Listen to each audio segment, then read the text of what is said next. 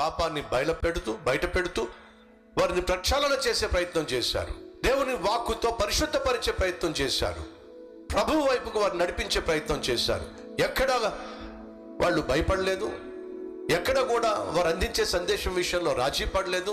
వాళ్ళకి తెలిసిందల్లా ఒకటే, దేవుడు చెప్పమంది చెప్పడం. ఎదురుగుండా ఉన్నవారు యాక్సెప్ట్ చేస్తారా, రిజెక్ట్ చేస్తారా అప్రస్తుతం. నా ప్రసంగం వినరేమో, నన్ను వ్యతిరేకిస్తారేమో, నా దగ్గరికి రారేమో అనేటటువంటి ఆలోచన, భయం ప్రవక్తకు ఉండనే ఉండదు.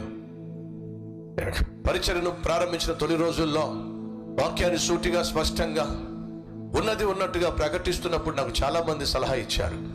ఏమిటంటే, బ్రదర్, మీరు పాపాన్ని అంత అంత అంత అంత తీవ్రంగా ఖండించకండి, కొంచెం కొంచెం చెప్పండి. అందరూ నొచ్చుకునే విధంగా కాకుండా, అందరినీ నొప్పించే విధంగా కాకుండా, అందరూ మెచ్చుకునే విధంగా చాలా బాగా మాట్లాడుతున్నారండి. అసలు ఆయన మాట్లాడుతున్న ఎంత ఆదరణ. దొంగతనం చేసే వాళ్ళకి, వ్యభిచారం చేసే వాళ్ళకి, మోసాలు చేసే వాళ్ళకి ధైర్యంగా ఉండండి. దేవుడు మిమ్మల్ని చూస్తున్నాడు, మిమ్మల్ని ఆశీర్వదించబోతున్నాడు. ఓహో, ఇప్పుడు 10 మంది కస్టమర్సే ఉన్నారు, 20 మంది వస్తారన్నమాట. ఇవా ప్రసంగాలు? అదే కదా ఇర్మియా చెప్పింది, సమాధానం లేని సమయంలో సమాధానము సమాధానం అని చెప్తున్నటువంటి ప్రవక్తలకు శ్రమ.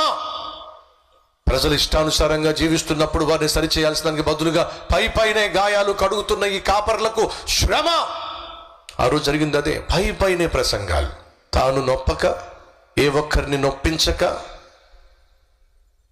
ఏదో చేయాలి కాబట్టి ప్రసంగం చేయటం, చేయాలి కాబట్టి సేవ చేయటం. ఇది దొంగ ప్రవక్తలు చేసినటువంటి పరిచర్య.